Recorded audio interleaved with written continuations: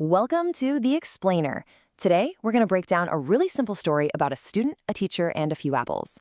Now, it sounds like a basic math problem, right? But believe me, it holds a powerful lesson about perspective, judgment, and all the hidden truths we miss when we assume we're the only ones who are right.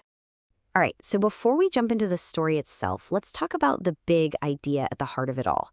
It's a universal question, something that affects all of us, probably every single day, whether we realize it or not. I mean, think about it for a second. How often do you rush to a conclusion, totally convinced that your way of seeing things is the only right way? It's so easy to do. But when we ignore someone else's point of view, we might actually be getting in our own way. You've probably seen this classic example before, right? Two people looking at the exact same number, but from their own angle, one sees a 6 and the other sees a 9. So who's right? Well, the truth is, they both are. It just proves that perspective literally changes everything. Okay, so keeping that idea of perspective in mind, let's meet the main character of our story. It all kicks off with a young student who sees the world just a little bit differently than everyone else. So get this, our main character is this cheerful young girl who is an absolutely brilliant artist. Her drawings are incredible, they blow everyone away. But she has one big challenge: math. She can create these amazing works of art, but even the simplest addition problem just leaves her totally confused. So you've got this contrast, right? Amazing artist struggles with math.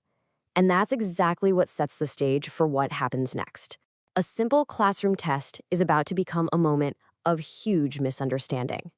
Her teacher, who genuinely wants to help her get it, poses what he thinks is the simplest question in the world. He even holds up the apples, one by one, to make it as clear as humanly possible. So she carefully counts on her fingers for a moment, and then she looks up super confidently and says, "4 apples, sir." And you can imagine the teacher is, well, he's a little taken aback by that. He's pretty confused, so his first thought is, okay, maybe she just misunderstood something. So he decides to reframe the problem. Maybe using a different fruit will make it click for her. So he tries it with 3 strawberries, and she gets it instantly. 3! The teacher feels this huge sense of relief, thinking, okay, great, we're finally getting somewhere. But then he goes right back to the apples, and she sticks to her guns. 4 apples! And just like that, his relief turns right back into frustration. So at this point, the teacher's frustration is just boiling over. He can't figure out why she gets one problem right and the other one wrong. But the girl's quiet, simple explanation is about to completely flip his entire perspective on its head. With this soft, almost shy voice, she reveals the one crucial piece of the puzzle that nobody else could see. She simply says, "Because I already have 1 apple in my bag, sir." And just like that, it all makes sense. The teacher is just stunned. The little girl he thought was wrong wasn't wrong at all. She was just solving a different problem. She was counting all the apples she had in her world, not just the ones he was showing her.